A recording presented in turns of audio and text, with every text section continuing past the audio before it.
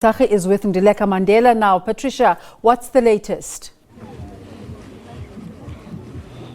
Well, welcome back, Desiree, and to our viewers. You saw the high energy that was displayed earlier by, of course, the scores of South Africans who came from all, perhaps, parts of the country to come and participate in this annual walk and, of course, Remembrance Run, as we again remember the father of the nation, Utata Nelson Mandela. So a lot of events are, of course, taking place. But at the center of this walk, once again, it also takes place while the country is marking the annual 16 days of no violence against women and children. And some of the people who are here today actually took the opportunity to say, but if we are serious about, preserving the legacy and emulating the values by which Utata Nelson Mandela lived, then one of the things that we will prioritize to make sure that the children and women of this country are safe. So let's speak to Utata's granddaughter,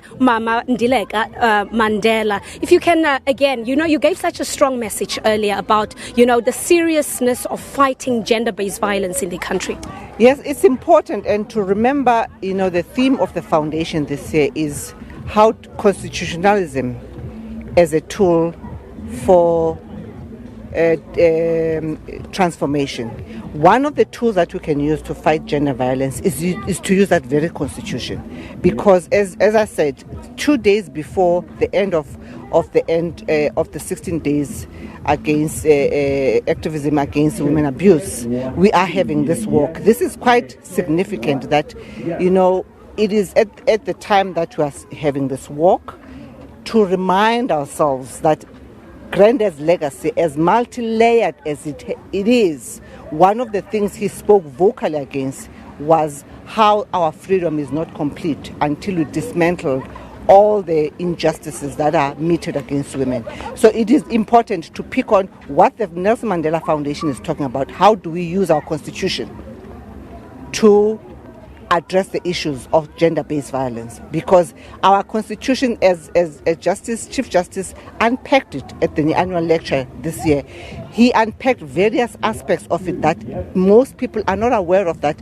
it can be used as a tool for transformation. And one of that transformation, as a person that personally suffered rape while Granddad was still alive, that's why I feel it's important for us to bring that into focus, to sharp focus. Let us remember that one of the things that Granddad stood up for was the issue of gender-based violence. You also said earlier that the fight is far from over when we still see, the perpetrators of these injustices, rapists, and men in particular who commit grave, atrocities or extreme violence against women. They still get parole. That for me is a serious issue. And again, how do we use the Constitution in addressing that? How do we make sure that the Luyanda Bothas of this world, when they get sentenced without parole?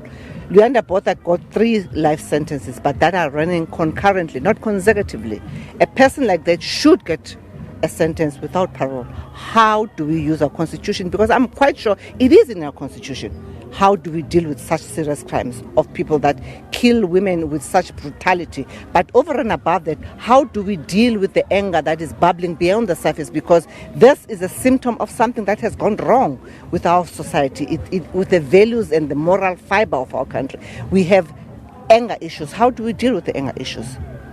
Thank you so much. We'll leave it at that. Let's turn to the Nelson Mandela Foundation, Luzuko Koti. You obviously linking on to this, and you again said earlier that the Constitution is perhaps our strongest and most powerful tool to root out these injustices that continue to cripple our country. We have taken this decision to anchor the work that we do around the Constitution of South Africa, because we have realized that we've been looking for all these solutions, but all our solutions are reactive, are looking at what we can do now to deal with this problem now. But if we look at the Constitution itself, it helps us to be more proactive, to plan long term, and to find ways that are more institutional based, and we can deal with how do we institutionalize our solutions, both in terms of state, but also as societies and as individuals. How do we take on these constitutions as a South African and begin to use it as a tool both to respond to the challenges that we deal with daily, but also to transform our society. So as part of our work going forward is to see how do we turn this constitution, which is revered the world over, into a tool that makes our lives better on a daily basis. How do we make it a lived reality? How do I make sure that when I deal or I talk about poverty and inequality, I can find a solution from our constitution to address that? When we talk about violence, particularly violence against women and children, as we wrap up the 16 days of activism of no violence against women and children today, how do we find that as a solution in our constitution? But also, how do we build a country that is hopeful, that is positive, and that works together to build or use the building blocks to build a better country that Madiba dreamed of in 1994 and before, but also the one that we can dream of now with our children going forward. The other goal with this walk is to ensure social cohesion and to really bring the different races, the different ethnic groups and so forth together as one nation, that rainbow nation that Madiba reminded us of. Are we achieving that through this walk? We have a long way to go to have a South Africa that looks at each other equally, that gives each other the same and equal opportunities, as long as you have the right and requisite skills and you are able to do the work. I do think that we live together, but sometimes we just tolerate each other. We have people who live together, but eventually they kill each other. A person in the Eastern Cape just bludgeoned a person and shot him and killed him. He was being buried yesterday, Anele. And we had many of other stories of women who were raped, not just by strangers, but by family members. So this cohesion has to start in those spaces. But also racially, we have a lot of tensions that exist in our society. How do we heal those historic but deep-seated wounds so that we find a way of moving forward? Yes, this race does that. It gives us an opportunity as we work together, start conversations that begin to dig deeper into the problems that are seated. Where do we come from?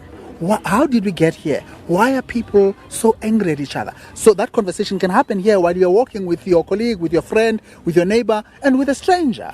But eventually you learn certain things about what brings us together. So I think that's something that we need to build on. And it reminds us that we are human beings before we are anything. You're a human before you're a man. You're a human before you're a woman, before you're white, black, or so forth. Absolutely, and you're a human before you are an employee of a particular company, or you're a supporter of a particular club. And I think that for me is important. What we need to start doing, building on this, is that people can actually come together and they can, with their diverse views and diverse backgrounds, start having conversations that can lead towards a solution that is more long-term, forward-looking, have a bit of foresight, but also can talk about exchange of ideas and exchange of culture and experiences. And I think this experience helps us to do that. All right, thank you so much there from the Nelson Mandela Foundation, Luzuko Koti. Let's speak to some of the people, the men and women who came from far to actually participate in this walk. You'll tell me who you are and why it's so important for you. It's raining, it's cold in the capital city, but that did not even deter you. You are here.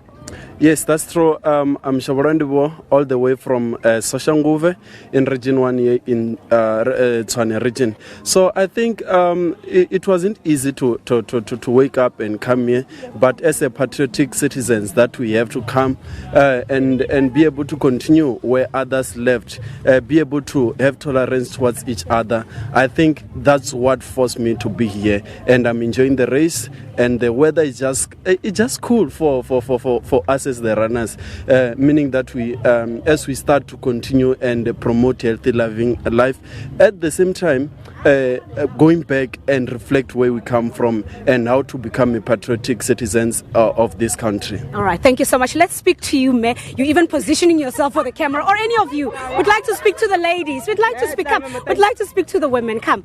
We are in the midst of the 16 days of no violence against women and children. So as we commemorate, celebrate, and again ignite the values of Utata Nelson Mandela, we also, as a woman, I'm a woman, you're a woman, but we have this problem that we're dealing with. How do you feel this walk should perhaps be used to tackle this problem? Re itumeletse hoko ra enjoya kaofela rona re celebrate the birthday ya Mandela kaofela rona ha re celebrating utata. Viva Utata, viva!